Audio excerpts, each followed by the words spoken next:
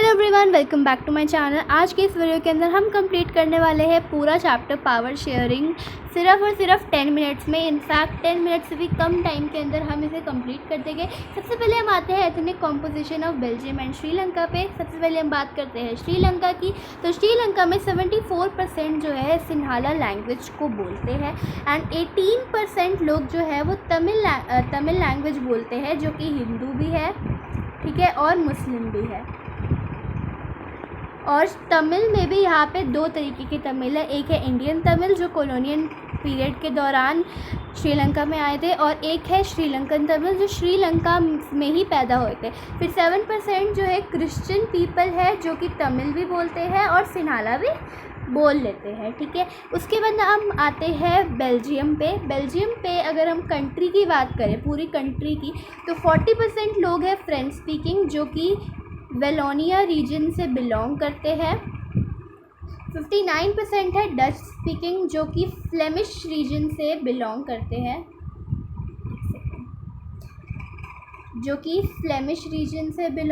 हैं, और फ्रेंच लोग जो है वो वेलोनिया से करते हैं, और 1% जो बच गए वो जर्मन बोलते हैं। ये बात तो हो गई पूरी कंट्री की। अब अगर हम बात करें ब्रुसेल्स की, जो कि यहाँ की कैपिटल सिटी है ब्रुसेल्स, वहाँ पे 40% नहीं है, यहाँ गलत लिखा हुआ है, 80% लोग जो है फ्रेंच स्पीकिंग है और 20% जो है डच स्पीकिंग है। उसके बाद हम आते हैं मेजॉरिटिनिज़म इन श्रीलंका पे। तो श्रीलंका में क्योंकि सिन्हाला लोग ज़्यादा थे तो उन्होंने मेजॉरिटिनिज़म को मतलब सोचा कि हम मेजॉरिटिनिज़म जो है अडॉप्ट करेंगे। मेजॉरिटिनिज़म क्या होता है, ये उसकी डेफिनेशन है। मेजॉरिटिनिज़म एक बिलीफ है कि जो मेजॉरिटी कम्युनिटी है वो रूल करेगी पूरी कंट्री पे, जैसे मर्ज़ी उसे रूल करना है, और माइनॉरिटीज़ जाए भाड़ में, उनसे कोई फ़र्क ही नहीं पड़ता। बेसिकली मेजॉरिटिनिज़म वहाँ पे हुआ था। तो सिन्हाला में एक क्या हुआ था, श्रीलंका में 1956 में एक एक्ट पास हुआ था जहाँ पे 3 चीज़ें हुई थी। एक यह था कि सिन्हाला जो है वो ऑफिशियल लैंग्वेज बन गई थी और तमिल को छोड़ दिया गया था, एंड सिन्हाला एप्लीकेंट्स को फेवर किया जाता था in university position and government job.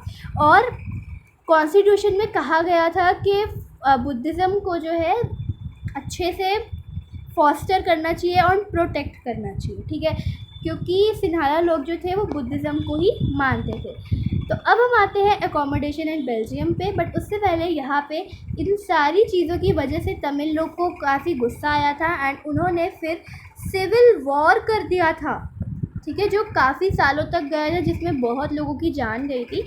And ये सिविल वॉर 2007 में एंड हुआ था, ठीक है।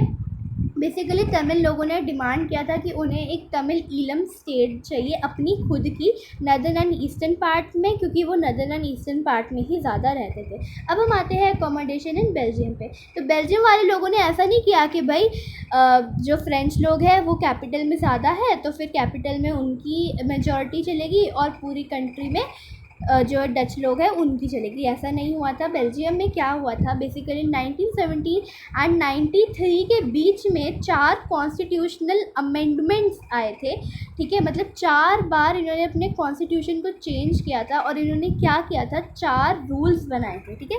तो 4 कंपोनेंट्स थे बेल्जियम के कॉन्स्टिट्यूशन के। पहला ये था कि सेंट्रल गवर्नमेंट में Dutch and French speaking minister जो होंगे वो इक्वल नंबर में होंगे, और स्पेशल लॉज हो गए, ठीक है, जो दोनों कम्युनिटीज़ को सपोर्ट करेंगे। दूसरा क्या था कि जो स्टेट गवर्नमेंट है वो सबऑर्डिनेट या फिर आंसरेबल नहीं होगी सेंट्रल गवर्नमेंट के, कि मतलब स्टेट गवर्नमेंट जो भी करे सेंट्रल गवर्नमेंट इससे पूछ नहीं सकती, उससे सवाल नहीं कर सकती।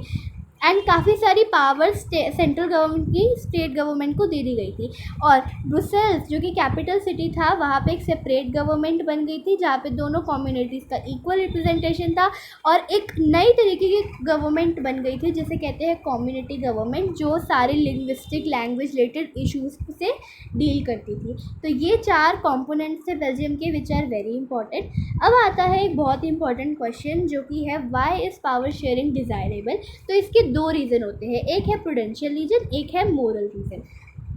प्रूडेंशियल रीज़न ये कहता है कि पावर शेयरिंग इसीलिए इम्पॉर्टेंट है क्योंकि वो कॉन्फ्लिक्ट्स, जो लड़ाइयाँ होती है डिफरेंट सोशल ग्रुप्स के बीच में, उनको घटाती है and stability of political order बढ़ाती है, ठीक है। एंड प्रूडेंशियल रीज़न बेसिकली ये सोच के बनाया गया है और बताया गया है कि कितना गेन हो रहा है, कितना लॉस हो रहा है, ठीक है, वो सब। मोरल रीज़न जो है वो मोरल कंसिडरेशन को देख के बनाया गया है एंड वो ये है कि पावर शेयरिंग स्पिरिट है डेमोक्रेसी की, कि मतलब लोगों के पास राइट है कि वो कैसे कंसल्ट होंगे, कैसे गवर्न होंगे। तो power sharing is very important because of these two reasons and ये एग्ज़ाम में पक्का आएगा। आई एम नॉट श्योर वैसे आएगा या नहीं, बट वैसे काफ़ी बार PYQs में भी आप देखोगे तो ये क्वेश्चन आपको देखने को मिलेगा। अब हम आते हैं फॉर्म्स ऑफ पावर शेयरिंग पे। सबसे पहला जो फॉर्म है वो ये है हॉरिजॉन्टल डिवीजन, ठीक है।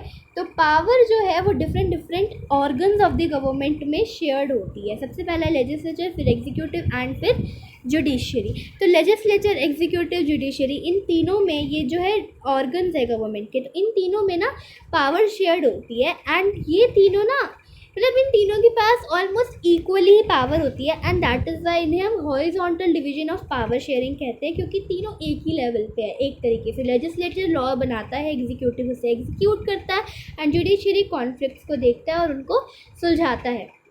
फिर आते हैं वर्टिकल डिवीजन पे। Vertical division of power basically central, state, local, इन तीनों में लाइक ये क्या है, डिफरेंट लेवल्स ऑफ गवर्नमेंट है, तो इन पे भी जो है पावर शेयर्ड है। तो यहाँ पे देखो लोकल गवर्नमेंट जो होती है ना वो भी दो तरीके की होती है। जो रूरल होती है उसे हम कहते हैं पंचायत,